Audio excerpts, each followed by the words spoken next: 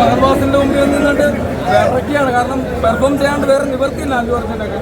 കാരണം അത്രയും പവർഫുൾ ആയിട്ടുള്ള ക്യാരക്ടറാണ് അല്ലു അർജുൻ. ഒരു രക്ഷയില്ല, കിട്ടിലാണ്. കാരണം കങ്കു പോലുള്ള ഒരു സിനിമ എന്നല്ലാട്ടത്. കാരണം ഞാൻ വെളുപ്പിനെ 1:30 വന്നതാണ് ഇവിടെ. കാരണം അത്ര എനിക്ക് സത്യം പറഞ്ഞാൽ എനിക്ക് രണ്ടാമത് പടവും തുടങ്ങിയാൽ മതിയായിരുന്നു. കാരണം അത്രയ്ക്കും ഇൻട്രസ്റ്റിംഗ് ആയൊരു സിനിമ കങ്കു പോലെന്നല്ലാട്ടോ.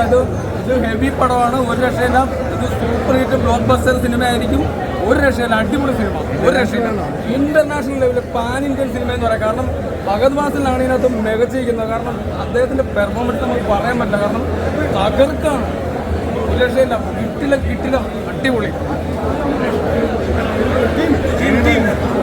വൈൽഡ് ഫയർ താഴത്തില്ലടാ, ഒന്നും പറയാനില്ല. പൊളിച്ചെടുക്കും. രണ്ടുപേരും മത്സരിച്ച് തകർന്നിട്ടുണ്ട്. നമ്മുടെ അലുബായിയും ഫഹദ് അണ്ണനും ഫഹദ് ഇക്കായും ഒന്നും പറയാനില്ല. ആ വൈൽഡ് ഫയർ ഒന്നും പറയാനില്ല. താഴത്തില്ലടാ. ഇനിയുള്ള കളികൾ സെക്കൻഡ് ഹാൾഫിലാണ്. ഇമ്പോയി വളരെ ത്രില്ലടിച്ചിരിക്കുകയാണ്.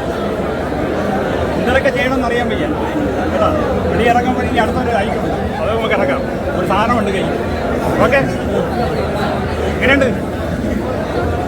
ഒന്നോടെ വേറെ ലെവലായി. ആദ്യം ഒരു ശക്കലൊരു ലാഗ് തോന്നി, പക്ഷെ ഫാഫയുടെ റോള് വന്നോടെ പടം കത്തി. ഇന്റർവെല്ലിൽ പുള്ളി അടിച്ചു വാരി. ഇന്റർനാഷണൽ ലെവൽ വരുമോ? ഇന്റർനാഷണൽ ഫാഫയാണ് കറക്കിയത്. ഫഹദ് ഫാസിൽ വന്നോടെ പടം വേറെ ലെവലായി കറക്കി. കാണാം.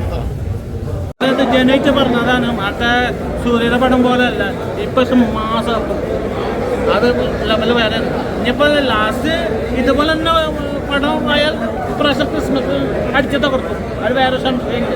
ഇതുപോലെ ആവണ പടം, ഇല്ലെങ്കിൽ പിന്നെ കറിഞ്ഞിട്ട് ഓടേണ്ടി വരും. പക്ഷെ എനിക്ക് തോന്നുന്നു പുഷ്പ